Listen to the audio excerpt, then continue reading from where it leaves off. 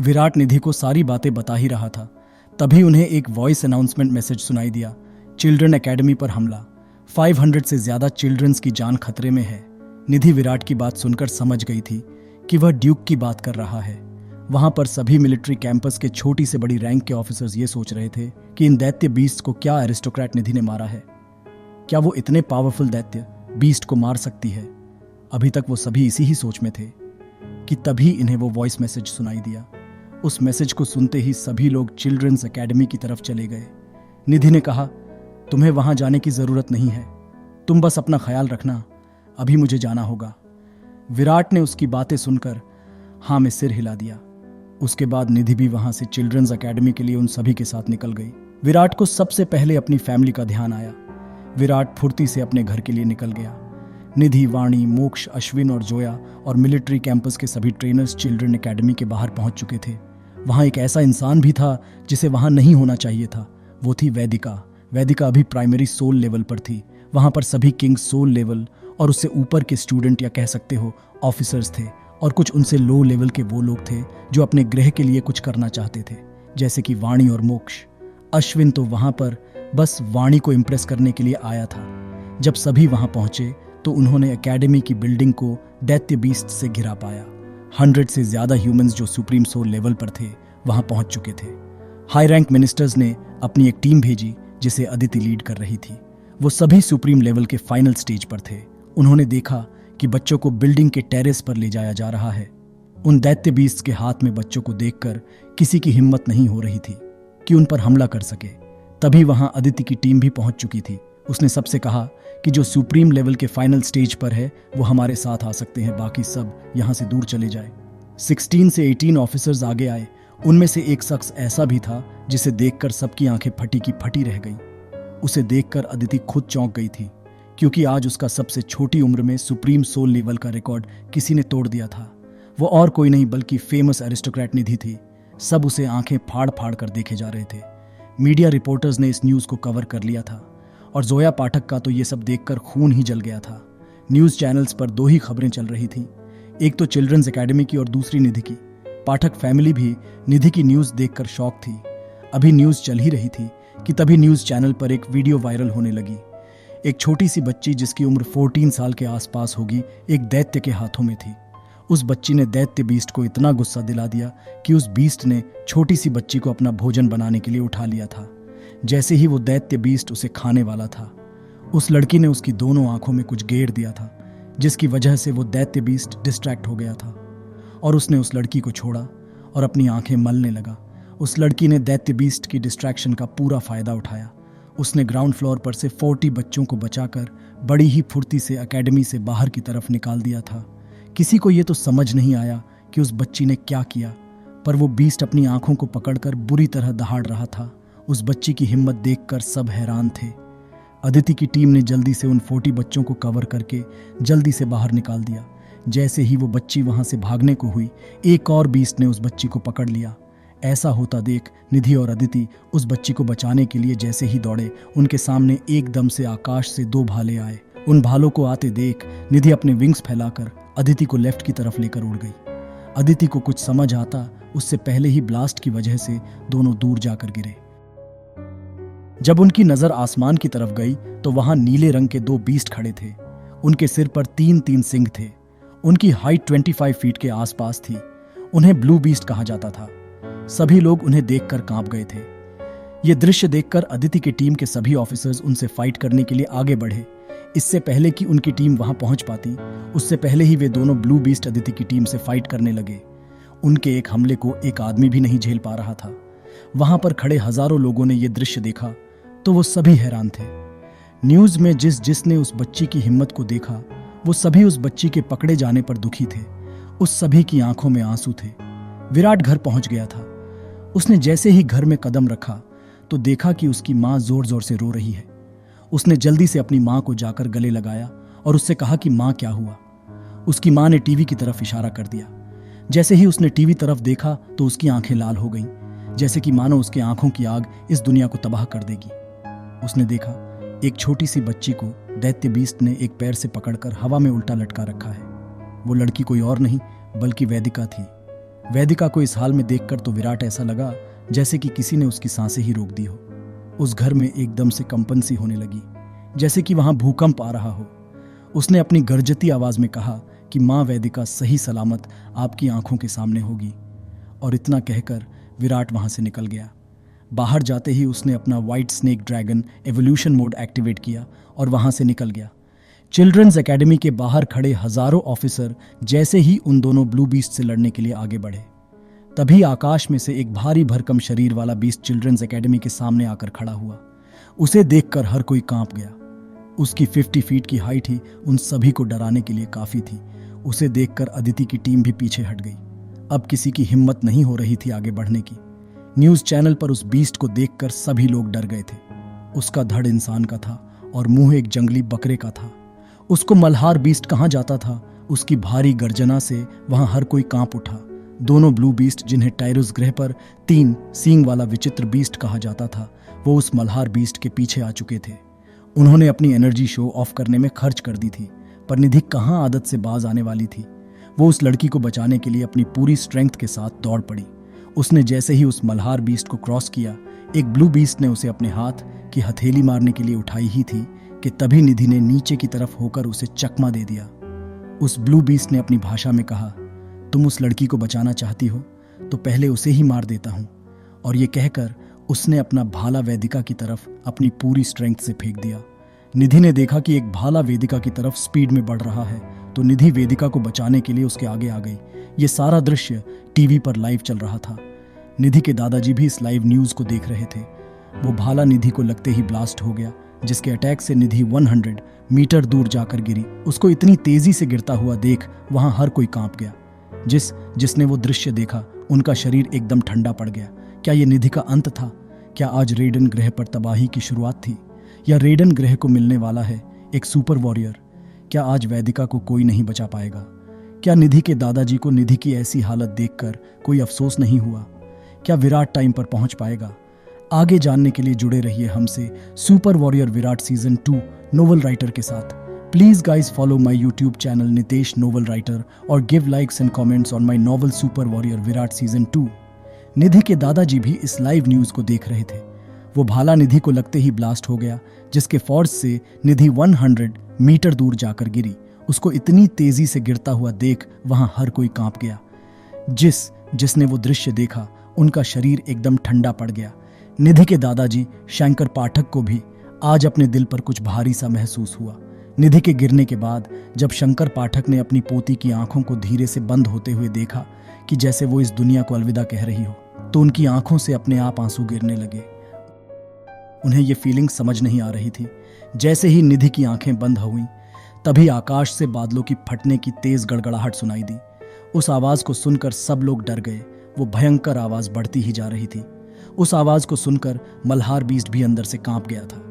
ऐसा लग रहा था कि कोई आसमान फाड़कर वहां की जमीन को तहस नहस करने आ रहा है। ह्यूमंस इसलिए डर रहे थे कि एक और पावरफुल बीस्ट उन्हें मारने के लिए आ रहा है, और वो सभी बीस्ट इसलिए डर रहे थे कि इस ग्रह पर इतना पावरफुल कौन आ गया। उस आवाज ने वहां सभी के कानों को चीर कर रख दिया। विराट को यह भी फील हो गया था कि निधि फिर किसी मुसीबत में है, पर उसे जान का कोई खतरा नहीं था। उस आवाज ने वहां सभी के दिलों को दहला कर रख दिया था। जो दैत्य बीस्ट बच्चों को लेकर टेरेस पर खड़े थे, अब उनका ध्यान भी सिर्फ उस आवाज पर ही था। जो लोग न्यूज चैनल पर इस दृश्य को देख रहे थे, वो सभी भी डर से कांप रहे थे। शंकर पाठक ने तो मन ही मन खुद से कहा, लगता है इस दुनिया का अंत भी अब निकट है। सभी लोगों को आकाश से एक हल्की सी ब्लू ग्रीन लाइट आती दिखाई दी, जो बढ़ती ही जा रही थी। कैमरा भी उसकी स्पीड को कैप्चर नहीं कर पा रहे थे, और उस लाइट के साथ हवा को चिरने की आवाज भी बढ़ती जा रही थी। उस आती हुई लाइट की पावर से चिल्ड्रंस एकेडमी की बिल्डिंग भी कांपने लगी थी। जमीन में भी कंपन महसूस की जा सकती थी। उस आती हुई लाइट को लोग अच्छे से देख भी नहीं पाए थे, क्योंकि उसके साथ हवा का ऐसा तूफान आया था कि लोगों की आंखें ही बंद हो गई थी। वो लाइट वहां से आकाश की तरफ जाते हुए गायब हो गई थी। किसी को कुछ समझ नहीं आया कि क्या हुआ। तभी एक ने कहा, वहां पर देखो, वो बीस्ट और लड़की गायब है। अब लोग बहुत ज्यादा डरने लगे थे। विराट ने वेदिका को घर के पास ही सेफ जगह पर उतारा। वेदिका ने उससे कहा, क्या तुम ही ड्यूक हो? विराट ने हाँ में सिर हिलाते हुए कहा, हाँ, और तुम्हारा सबसे बड़ा फैन भी। वेदिका ने कहा, तुम सच कह रहे हो? विराट ने कहा कि इस प्रॉब्लम को खत्म करने के बाद तुम्हारा ऑटोग्राफ लेने आता हूं। विराट ने जब वेदिका को टीवी में देखा था तो उसके नीचे की हेडलाइंस भी पढ़ ली थी। उसने वेदिका से कहा, अब तुम घर जाओ। फिर विराट उसके पास पड़े दैत्य बीस्ट के पास गया और अपने हाथों से ही उसकी गर्दन धड़ से अलग कर दी। वेदिका जैसे ही अपने घर पहुंची तो उसने अपनी मां को बेहोश पाया। स्वाति ने देखा कि उसकी बेटी वहां से गायब है तो उससे ये शॉक टॉलरेट नहीं हुआ और वो बेहोश हो गई थी। जब उसके कानों में वेदिका की आवाज पड़ी तब जाकर उसे होश आया और स्वाति ने उठते ही वेदिका को अपने गले से लगा लिया और उसकी बॉडी को आकाश में लेकर उड़ गया। अभी लोगों ने सांस ही ली थी कि उन्हें वो आवाज फिर सुनाई देने लगी। अब उन्हें समझ आ गया था कि फिर से कोई गायब होने वाला है, पर ऐसा कुछ नहीं हुआ। जो लाइट उन्हें आते हुए दिखाई दे रही थी उसकी स्पीड कम होती जा रही थी। वो लाइट धीरे धीरे एक इंसान की शेप में दिखाई देने लगी। लोगों को ये देखकर आश्चर्य हुआ कि वो एक ह्यूमन है और उसके एक हाथ में दैत्य बीस्ट का सिर था और दूसरे हाथ में उसका धड़। ये देखकर सभी बीस्ट अंदर से कांप गए थे, पर मल्हार ने देखा कि ये एक ह्यूमन है तो उसका सारा डर गायब हो गया। उसने एक दहाड़ लगाई। अभी उसकी दहाड़ पूरी भी नहीं हुई थी कि तभी विराट ने हाथ में पकड़े दैत्य बीस्ट सिर हवा में ही मल्हार बीस्ट की तरफ फेंक दिया। वो सिर सीधा मल्हार बीस्ट के दांतों को तोड़ता हुआ उसके मुंह में फंस गया। वो दर्द से करहा उठा। ये देखकर वहां पर खड़े लोगों की हैरानी का ठिकाना नहीं था। वो एक दूसरे से कह रहे थे, हमें तो दैत्य बीस्ट ही संभालना भारी था और यहाँ इसने मेन विकेट को ही क्लीन बोल्ड कर दिया। ये घटना न्यूज पर लाइव दिखाई जा रही थी। सभी लोग इतने पावरफुल ह्यूमन को देखकर हैरान थे। विराट सीधा निधि के पास उतरा। उसने निधि की पल्स चेक की जो बिल्कुल ठीक चल रही थी। उसने एलिस से कहा, क्या मैं निधि को स्कैन कर सकता हूँ? एलिस ने कहा, कर सकते हो। तभी उसके सिर से एक वाइट ग्रीन लाइट निकली जो निधि को स्कैन करने के साथ साथ उसे हील भी कर रही थी। कुछ ही सेकंड में स्कैनिंग प्रोसेस कंप्लीट हो गई थी। एलिस ने कहा, अब निधि बिल्कुल ठीक है। उसे सीने पर कुछ चोट आई थी जो तुम्हारी लाइट रे से हील हो गई है। उसने अपने स्टोरेज ऑब्जेक्ट से पानी निकाला और निधि के फेस पर पानी की छींटें मारी जिससे निधि को होश आ गया। निधि के होश में आने के बाद उसने निधि से कहा कि तुम अब आराम करो, इन्हें मैं देखता हूँ। निधि को होश में देखकर सभी खुश थे। शंकर पाठक को भी अलग ही खुशी थी, पर अपने एरोगेंट नेचर की वजह से वो ये बात कहाँ मानने वाले थे कि उन्हें निधि से कभी नफरत ही नहीं थी। अब विराट खड़ा हुआ और स्पीड में सीधा जाकर बिल्डिंग की टेरेस पर उतरा। बस फिर क्या था, टेरेस पर खड़े दैत्य बीस्ट हवा में उड़ते हुए नजर आ रहे थे। कुछ ही सेकंड में वो सभी दैत्य बीस्ट मारे गए थे। ब्लू बीस्ट ये देखकर कांप गए थे। उनकी आगे बढ़ने की हिम्मत नहीं हो रही थी। तभी विराट उनके सामने आ गया। उनके साथ बिल्कुल वैसा ही हुआ था जैसे उन्होंने थोड़ी देर पहले ह्यूमंस के साथ किया था। उनमें से एक ने विराट पर भाले का अटैक किया। विराट ने हल्का सा साइड होकर उस भाले को पकड़ा और उसे अपनी पूरी स्ट्रेंथ से वापस उस ब्लू बीस्ट पर छोड़ दिया। वो भाला उसके आधे शरीर को अलग करते हुए ब्लास्ट हो गया क्योंकि उस पर एनर्जी स्टोन जो लगे हुए थे। मल्हार बीस्ट उस सिर को अपने मुंह से निकालकर अभी होश में ही आया था और गुस्से से तिलमिलाते विराट की ओर बढ़ने लगा। सब विराट को आंखें फाड़ फाड़ कर देख रहे थे कि जिस भाले के लगने से निधि को कोई खास नुकसान नहीं पहुंचा, उसी भाले से इस आदमी ने ब्लू बीस्ट के ही 2 हिस्से कर दिए। जैसे ही मल्हार बीस्ट आगे बढ़ा, विराट ने अपने स्टोरेज ऑब्जेक्ट से अपना क्रॉस बो निकाला और दूसरे 25 फुट के ब्लू बीस्ट का सिर को एम करके अपने क्रॉस बो से एक एरो छोड़ दिया। वो एरो ब्लू बीस्ट के माथे को चीरता हुआ निकल गया था। दोनों ब्लू बीस्ट की डेथ हो गई थे। मल्हार बीस्ट एकदम आगे बढ़ते बढ़ते रुक गया। उसने अपना दिमाग चलाया और बच्चों की तरफ बहुत ही फुर्ती से उड़ान भरी। ये देखकर सभी लोग परेशान हो गए। जैसे ही वो बीस्ट का हाथ एक बच्चे को छूने ही वाला था, तभी उसका हाथ कटकर नीचे गिर गया। एलिस ने विराट को बता दिया था कि ये बीस्ट इमॉर्टल सोल लेवल की ओरिजिन स्टेज पर है, तो विराट को भला उससे क्या डर लगता। उसका हाथ उसके शरीर से अलग होते ही दर्द से उसकी चीख निकल पड़ी।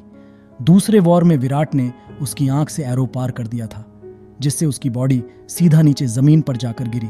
वो मर चुका था।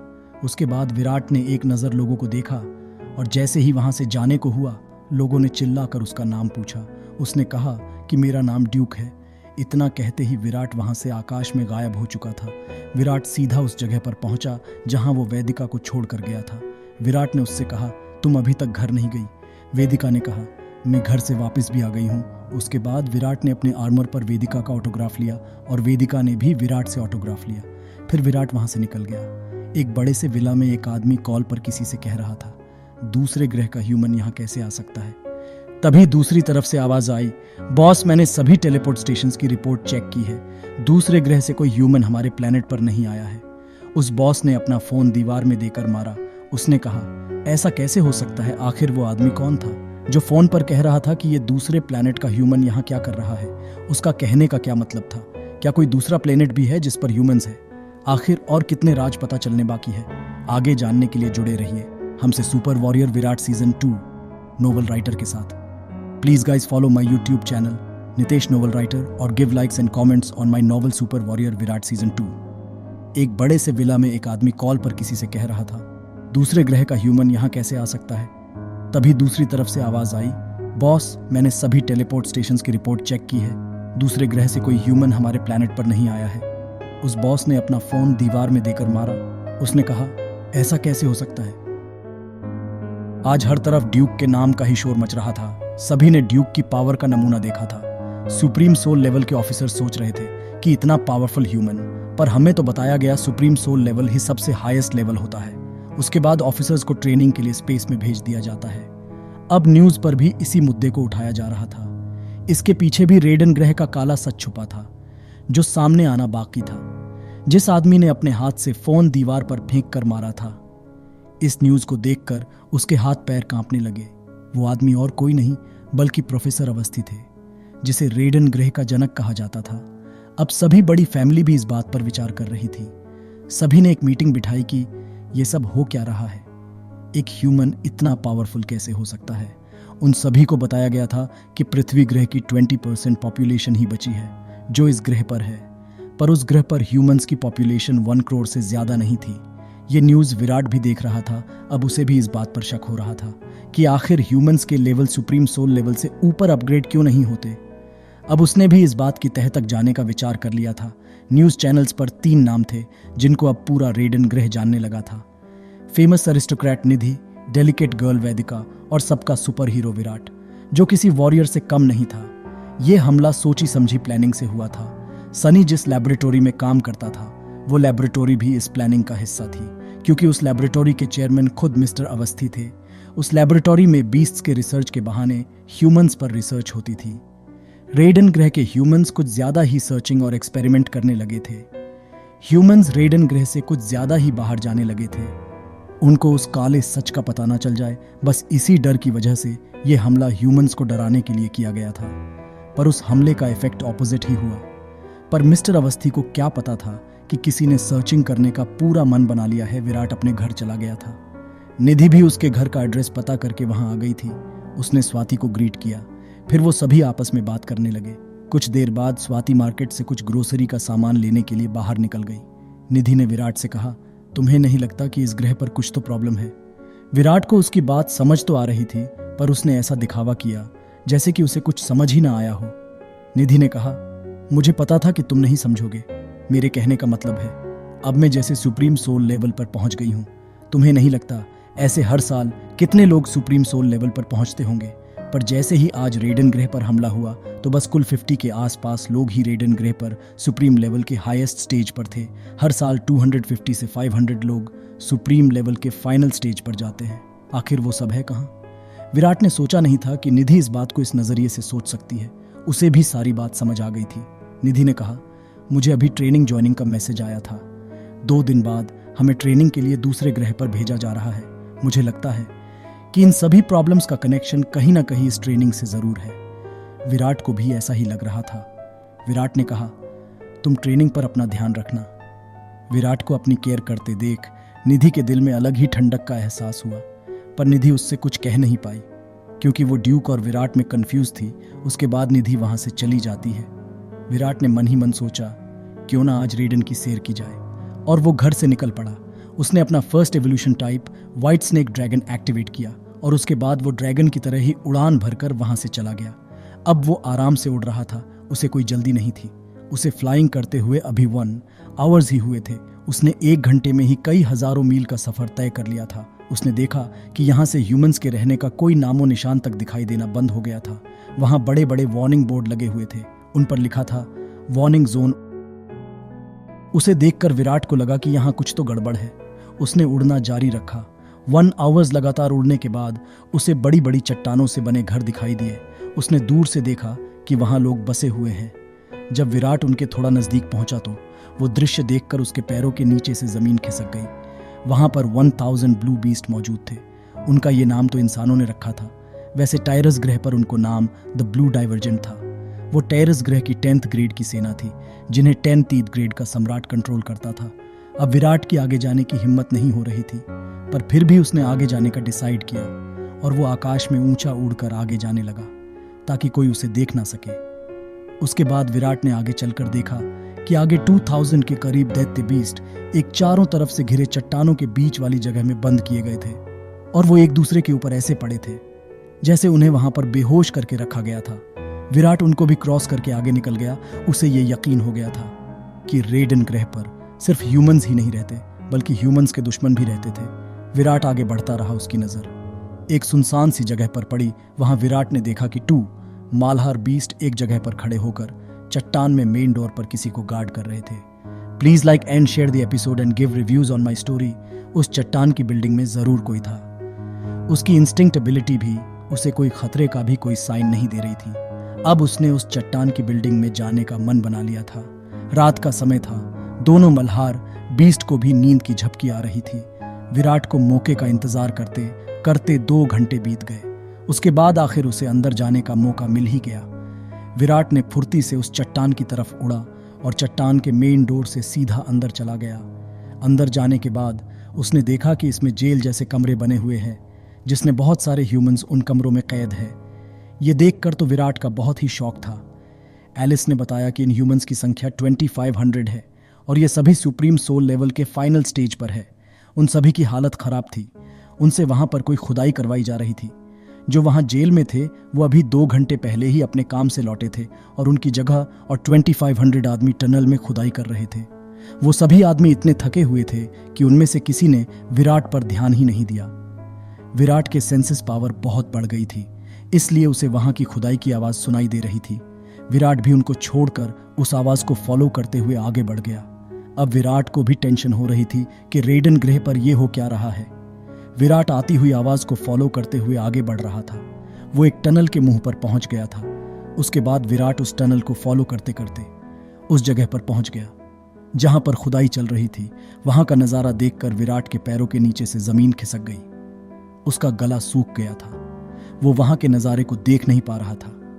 उसकी आंखों का रंग बदलकर लाल हो गया था। उसके पैर गुस्से से कांप रहे थे। अगर इस वक्त कोई भी उसकी आंखों में देखता तो कोई भी कह सकता था कि यह तूफान के आने का संकेत है। रेडन ग्रह पर ब्लू बीस्ट और दैत्य बीस्ट का मिलना किस तरफ इशारा कर रहा था? आखिर उस जगह का टायरस ग्रह से क्या कनेक्शन था? आखिर इतने सारे ह्यूमंस वहां पर कैसे आए और इन सब के पीछे किसका हाथ था? वो सभी ह्यूमंस खुदाई करके क्या खोज रहे थे? क्या विराट की डेस्टिनी उसे वहां लेकर आई थी? आगे जानने के लिए जुड़े रहिए हमसे super warrior Virat season 2 novel writer के साथ। Please guys follow my YouTube. वहां का नजारा देखकर विराट का गला सूख गया था। वो वहां के नजारे को देख नहीं पा रहा था। उसकी आंखों का रंग बदलकर लाल हो गया था। उसके पैर गुस्से से कांप रहे थे। वहां पर ब्लू बीस्ट ने ह्यूमंस के पीठ पर एक छोटा सा डिवाइस लगा रखा था। उस डिवाइस से 2 वायर निकल रही थी। उन सभी की एक वायर तो वहां पर रखी बड़ी सी मशीन में लगा हुआ था और दूसरी वायर वो थी जिससे सभी एक दूसरे से कनेक्टेड थे। उस मशीन में एक बड़ा एनर्जी स्टोन लगा हुआ था जिसके थ्रू उन सभी ह्यूमंस की एनर्जी उस मशीन से कन्वर्ट होकर उस एनर्जी स्टोन के थ्रू उस टनल की चट्टान को मेल्ट कर रही थी, जिसकी वजह से वो सभी लोग दर्द से कराह रहे थे। वहां पर 10 ब्लू बीस्ट थे। ह्यूमंस को इतने पेन में देखकर विराट से रहा नहीं गया। उसने अपना क्रॉसबो निकाल लिया और एक ब्लू बीस्ट के सीने पर फायर कर दिया। वो एरो सीधा उस बीस्ट के सीने को चीर कर निकल गया। वो ब्लू बीस्ट उसी जगह पर गिर गया। उसकी सांसें थम चुकी थी। उस बीस्ट को ऐसे गिरा देखकर सभी ब्लू बीस्ट विराट को घूरने लगे। वो अभी घूर ही रहे थे कि इतने में एक और एरो उस बीस्ट के सिर से पार हो गया। वो सभी बीस्ट गुस्से में विराट की तरफ दौड़ पड़े। वो सभी ह्यूमंस विराट को आंखें फाड़ फाड़ कर देख रहे थे। उन्हें उम्मीद नहीं थी कि कोई उन्हें उस नरक में भी बचाने आएगा, और वो भी इतना पावरफुल ह्यूमन जो कि उन 2500 लोगों से ज्यादा पावरफुल है। विराट ने जंप लगाकर एक के फेस पर किक मारी और दूसरे के कंधे पर बैठकर अपने दोनों हाथों से एक बीस्ट की गर्दन ही तोड़ दी। पर विराट आज कहाँ रुकने वाला था। उसने बड़ी ही फुर्ती से अपने हाथ में क्रॉसबो लिया और एरो सीधा एक बीस्ट की आंख में मारा। उस एरो का फोर्स इफेक्ट इतना स्ट्रांग था कि उस बीस्ट के सिर के चिथड़े उड़ गए। अब सिर्फ 5 बीस्ट बचे थे। उनकी प्रजाति दिमाग से कुछ ज्यादा ही तेज थी, इसलिए उन्होंने बाहर मैसेज पहुंचाना ज्यादा जरूरी समझा। जैसे ही एक ने बाहर की तरफ दौड़ लगाई, विराट की थर्ड आई से लावा के जैसी लाल लाइट की बीम निकली, जिसने उस ब्लू बीस्ट को जलाकर राख कर दिया। अब बचे हुए लोगों की भागने तक की हिम्मत नहीं हो रही थी। वो अब डर से कांप रहे थे, पर विराट अब उन पर कोई दया नहीं दिखाने वाला था। विराट ने एक एरो और छोड़ा। वो एरो एक की गर्दन से पार होते हुए दूसरे की गर्दन में जाकर लगा। दोनों वही ढेर हो गए। वो दोनों आगे पीछे खड़े थे। अब विराट का मन उनसे 2-2 हाथ करने का हो रहा था, पर वो दोनों विराट का एक हाथ का अटैक भी नहीं झेल पाए। वो 10 के 10 बीस्ट मर चुके थे। वो सभी ह्यूमंस विराट को ऐसे देख रहे थे जैसे उन्होंने कोई भूत देख लिया हो। विराट ने जब उन्हें डरा हुआ देखा तो उनसे कहा, डरने की जरूरत नहीं है, वो तो मैं इनके साथ थोड़ा खेल रहा था। सभी सोच रहे थे कि भाई ये आया कहां से है, कौन सी मिट्टी का बना है ये। वो सभी आंखों में हैरानी लिए ही मर गए और ये कह रहा है कि मैं तो बस उनके साथ खेल रहा था। ये इस दुनिया का है भी या नहीं, क्योंकि इसकी हरकतें नॉर्मल इंसानों की जैसी तो लग नहीं रही। विराट ने सबसे पहले उन आदमियों पर से वो सभी वायर्स हटाई। उसके बाद जाकर उन सबको उस दर्द से छुटकारा मिला। वो विराट को हैरानी से देखे ही जा रहे थे। विराट ने उनसे कहा, अभी मुझे देखने का टाइम नहीं है, पहले यहां से निकलते हैं। मेरे बारे में जानने के लिए पूरी जिंदगी पड़ी है। अगर यहां से सही सलामत निकल गए तो तुमको मेरे बारे में पता चल जाएगा। विराट ने उनसे कहा, तुम जाकर अपने साथियों को भी होश में लेकर आओ, फिर यहां से निकलते हैं। वो सभी वहां से अपने साथियों को प्रेसन से छुड़ाने के लिए चले गए। विराट ने उस मशीन को देखा। एलिस ने कहा, यह मशीन ह्यूमन एनर्जी को हीट एनर्जी में कन्वर्ट करती है। विराट ने कहा, आखिर वो यहां खोज क्या रहे थे? विराट ने टनल के अंदर जाकर उसकी दीवार पर हाथ लगा के उसे देखने लगा। तभी विराट की थर्ड आई चमकने लगी। उसने से गहरी नीले रंग की रोशनी निकली जो उस चट्टान को मेल्ट करने लगी। L10 मीटर तक सुरंग की चट्टानें मेल्ट होने पर विराट को एक चमकदार व्हाइट स्टोन दिखाई दिया। विराट ने जैसे ही उसे हाथ में लिया तो वह बर्फ की तरह ठंडा था। उस पर ऐसा ही आइज का निशान था जैसा कि उसके माथे पर बनी आंख का था। विराट उस डिजाइन को देखकर शॉक हो गया था। उसे कुछ समझ नहीं आ रहा था। उसने एलिस से पूछना चाहा, पर एलिस कुछ नहीं बोली। एक बात तो थी, उस स्टोन को पकड़े अभी विराट को कुछ ही पल बीते थे कि उसके शरीर की थकावट बिल्कुल कम हो गई थी। उसके थर्ड आई में भी जलन होने लगी थी, तो उसने वो स्टोन ठंडा होने की वजह से अपने माथे पर भी लगा लिया। बस फिर क्या था, उस स्टोन की सारी एनर्जी उस थर्ड आई के थ्रू उसकी बॉडी में चली गई। विराट को एकदम से चक्कर आ गए। वो वही बेहोश होकर गिर गया। पृथ्वी पर एक पर्वत पर 400 से 450 के आसपास लोग रहते थे। उस पर्वत पर कोई भी बीस्ट हिंसा नहीं करता था। तभी उस पर्वत पर कंपन शुरू हो गई। सभी लोग अपने घरों में से बाहर आ गए। पर्वत का हिलना अभी तक बंद नहीं हुआ था। सभी डर की वजह से उस पर्वत के रहस्यमयी स्थान पर चले गए। वहां पर उन्होंने देखा कि आकाश से बिजली सीधा उस हाल की जमीन के बीचों बीच गिर रही थी। वहां पर उस रोशनी से एक लड़के की मूरत बन गई थी। उस स्टैच्यू को देखकर सभी हैरान थे। वो मूरत एक 16 साल के बच्चे की लग रही थी। Please like and share the episode and give reviews on my story. पर उसके नीचे लिखे शब्दों ने उन सभी को बहुत खुश कर दिया था। उसके नीचे लिखा था, गॉड का वारिस, यूनिवर्सल गॉड लेवल, जो इस दुनिया का सबसे बड़ा लेवल था। उस लेवल के बारे में आज तक किसी ने नहीं सुना था। तभी उन सभी के बीच से एक बुजुर्ग निकलकर सबके सामने आया। उसने उस मूर्ति को देखा तो उसकी आंखों से आंसू बह निकले, जिसका इंतजार वो इतने पीढ़ियों से कर रहे थे। आज जाकर उन सभी के दिल में खुशी की लहर दौड़ पड़ी थी। आज से कई सौ साल पहले एक भविष्यवाणी हुई थी कि इस धरती पर गॉड का वारिस जन्म लेगा। ये खबर पीढ़ी दर पीढ़ी मैसेज के रूप में उन लोगों तक पहुंचती आई थी। ऐसे उस पृथ्वी पर 7 पर्वत थे। उन सभी पर्वतों पर एक साथ ही कंपन शुरू हो गया। सभी उस स्टैच्यू को देखकर समझ गए थे कि गॉड का वारिस इस धरती पर आ चुका है। ये 7 पर्वत इस पृथ्वी के बैलेंस को बनाए रखते थे। जब दूसरे ग्रह के प्रजाति ने पृथ्वी पर हमला कर दिया था, उस समय ही पृथ्वी के उन 7 पर्वतों पर भविष्यवाणी हुई थी। इन 7 पर्वतों के लोगों ने ही ह्यूमंस और बीस्ट के बैलेंस को बनाया हुआ था। आज तो सभी लोग एक ही रियासत के थे। वो बस इस दिन को सेलिब्रेट करना चाहते थे क्योंकि उनके गॉड का वारिस इस धरती पर आ गया है। आज उनकी सभी टेंशन और प्रॉब्लम्स दूर हो गई थी। अब उन्हें विश्वास था कि उनकी गॉड के वारिस से जल्द ही मुलाकात होगी। आखिर पृथ्वी ग्रह के भी पुराने दिन फिर से आएंगे। दूसरी तरफ विराट को अभी तक होश नहीं आया था। उसके पास वो सभी लोग घेरा बनाकर खड़े हुए थे। वो सोच रहे थे कि अभी तो हम इससे सही सलामत छोड़कर गए थे, फिर इतनी जल्दी आखिर उसे हो क्या गया। वो सभी डरे हुए थे। उन्हें विराट के पास खड़े हुए 1 घंटे से ज्यादा हो गया था। अब उनकी यहाँ से बाहर जाने की उम्मीद भी टूट गई थी। वो सोच रहे थे कि विराट शायद अब कभी नहीं उठेगा। उसकी पल्स भी नहीं चल रही थी, पर फिर भी वो लोग विराट को छोड़कर जाने को तैयार नहीं थे। कहीं ना कहीं वो अपने मन को समझा रहे थे कि हो सकता है ये लड़का अभी उठ जाए। क्या विराट सच में गॉड का वारिस था?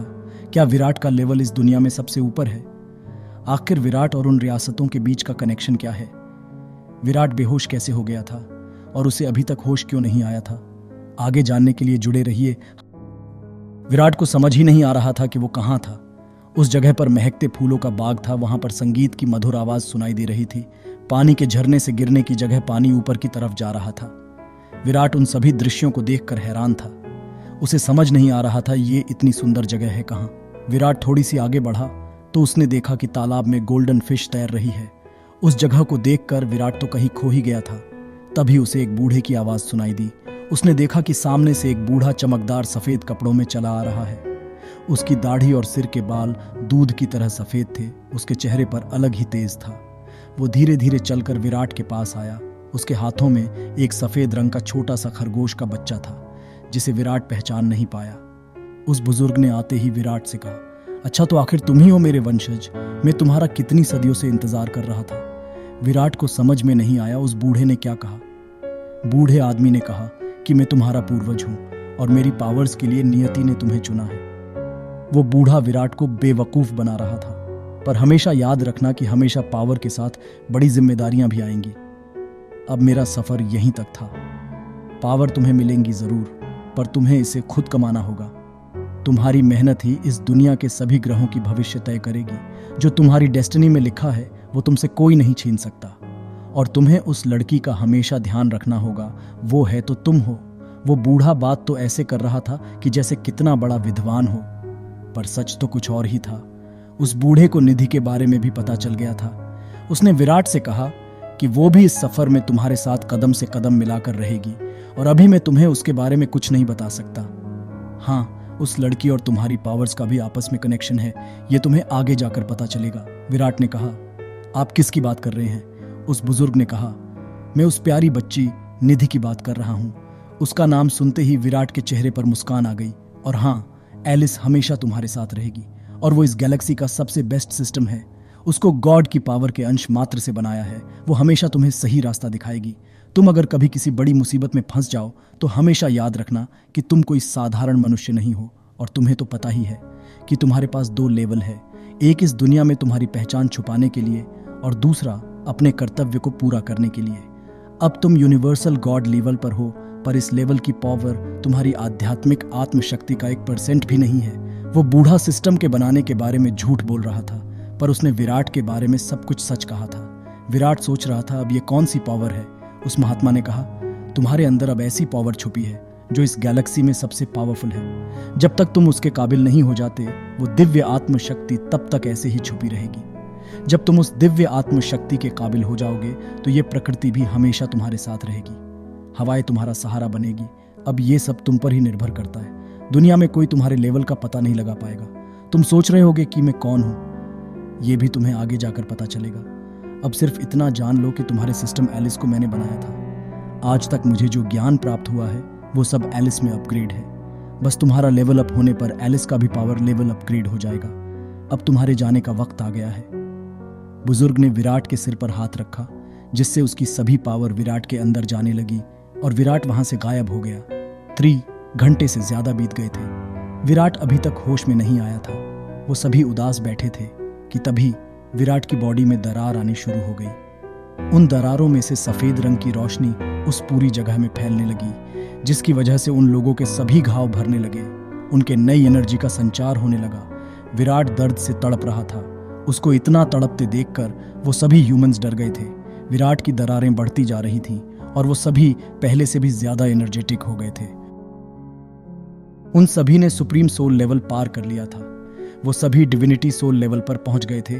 उन्हें आज पता चला था कि सुप्रीम सोल लेवल से भी ऊपर कोई लेवल होता है। विराट उस दर्द की वजह से कांप रहा था। अब उसकी दरारें धीरे धीरे भरनी शुरू हो गई थीं। उसे अब बर्फ के जैसी ठंडक महसूस हो रही थी। सभी उसकी बॉडी में होते हुए चेंज को आंखें फाड़ कर देख रहे थे। सभी ह्यूमन सोच रहे थे कि जिसकी एनर्जी से उन 5000 लोगों का लेवल बढ़ गया था, उसकी खुद की पावर कितनी होगी, उसका लेवल क्या होगा। अभी वो सब सोच ही रहे थे कि तभी विराट की आंखें खुल गईं। विराट को सही सलामत देखकर तो उन ह्यूमंस की खुशी का ठिकाना ही नहीं था। विराट उठकर खड़ा हुआ। एलिस ने कहा, अब आप यूनिवर्सल गॉड लेवल के स्टेज 1 पर हो। अभी इस लेवल की पावर सेलेस्टियल सोल लेवल के फाइनल स्टेज की पावर के बराबर ही है। ये लेवल इस गैलेक्सी में सिर्फ तुम्हारा ही है। अब उसे समझ आ गया था कि उसके पावर दूसरों से अलग है। अब जाकर उसे सभी बातें धीरे धीरे समझ आ रही थी। उसके बाद विराट ने सभी बातों को साइड रखा। विराट वहां से बाहर निकलने के प्लान के बारे में सोचने लगा। उसने देखा कि सभी ह्यूमंस अब बिल्कुल फिट लग रहे थे। उसे समझ नहीं आया कि यह कैसे हो सकता है। तभी उन सभी में से एक ह्यूमन ने अपनी हेल्थ रिकवर से लेकर बढ़े हुए लेवल तक के बारे में बता दिया। जो भी वहां हुआ था, यह सुनकर विराट भी हैरान था कि वो दिव्य आत्मशक्ति कितनी पावरफुल होगी, जिसने 5000 ह्यूमंस को रिकवर करने के साथ साथ उनके लेवल को भी बढ़ा दिया था। विराट को समझ आ रहा था कि उसका लेवल सभी से अलग क्यों है। उसे उस महात्मा की सभी बातें समझ आ रही थी। विराट ने सभी को बाहर निकालने के लिए एक योजना बनाई। उसने 1 ह्यूमन को बाहर भेजा और कहा कि जब बाहर तुम्हें वो मल्हार बीस्ट देख ले तो अपनी पूरी स्ट्रेंथ से अंदर की तरफ स्पीड से दौड़ लगा देना। उस ह्यूमन को भी विराट पर पूरा कॉन्फिडेंस था कि वो उसे कुछ नहीं होने देगा। वो ह्यूमन बाहर पूरे कॉन्फिडेंस से गया। बस फिर क्या था, विराट उस ह्यूमन का अंदर आने का इंतजार कर रहा था। उसका क्रॉसबो रेडी था। उस ह्यूमन ने देखा कि वो दोनों बीस्ट उस पर ध्यान नहीं दे रहे हैं, तो उसने एक बड़ा सा पत्थर उठाकर उनमें से एक बीस्ट को मारा। उस बीस्ट को उस पत्थर से तो कुछ नहीं हुआ। Please like and share the episode and give reviews on my story हुआ, पर उन दोनों का ध्यान उस ह्यूमन की तरफ जरूर चला गया। वो दोनों बीस्ट उस ह्यूमन की तरफ उस टनल में दौड़ने लगे। एक बीस्ट उस ह्यूमन को पकड़ने ही वाला था कि एक एरो बहुत ही स्पीड से उसके पैर को चीरता हुआ निकल गया। ये देखकर दूसरा बीस्ट उसकी सहायता करने के लिए वहीं रुक गया। जैसे ही वो बीस्ट अपने साथी के हेल्प के लिए आगे बढ़ा, एक एरो उसके माथे को चीरता हुआ निकल गया। वो बीस्ट धड़ाम की तेज आवाज के साथ वहीं गिर गया। वो मर चुका था। दूसरे बीस्ट को भी विराट ने बिना देरी किए क्रॉसबो से मार दिया था। विराट क्रॉसबो चलाने में एक्सपर्ट हो चुका था। विराट को एलिस ने बताया कि इस लेवल पर ये ह्यूमंस 1 आवर से ज्यादा नहीं उड़ सकते। विराट ने कहा, इस डेंजर जोन से निकलने के लिए 1 आवर्स की उड़ान काफी है। उन सभी ने विराट के साथ आकाश में ऊंची उड़ान भरी और वो सभी अपनी पूरी स्ट्रेंथ के साथ उस पूरे एरिया को पार कर गए थे जहां पर दैत्य बीस्ट मौजूद थे। ब्लू बीस्ट के एरिया को पार करके वो बस 2 माइल ही और फ्लाइंग कर पाए थे कि उनकी पूरी एनर्जी ड्रेन हो गई थी। सभी उस खतरनाक जमीन पर उतर चुके थे। अब आगे का रास्ता क्या ये ह्यूमंस पूरा कर पाएंगे या इनके सामने आ जाएगी कोई नई मुसीबत? क्या विराट इन सभी को वहां से निकाल पाएगा? इतने सारे ह्यूमंस वहां पर कैसे फंस गए थे? क्या रेडन ग्रह का कोई बड़ा राज सामने आने वाला है? क्या हो सकता है कि रेडन नाम का कोई ग्रह ही ना हो? आगे जानने के लिए जुड़े रहिए हमसे super warrior Virat season 2 novel writer के साथ।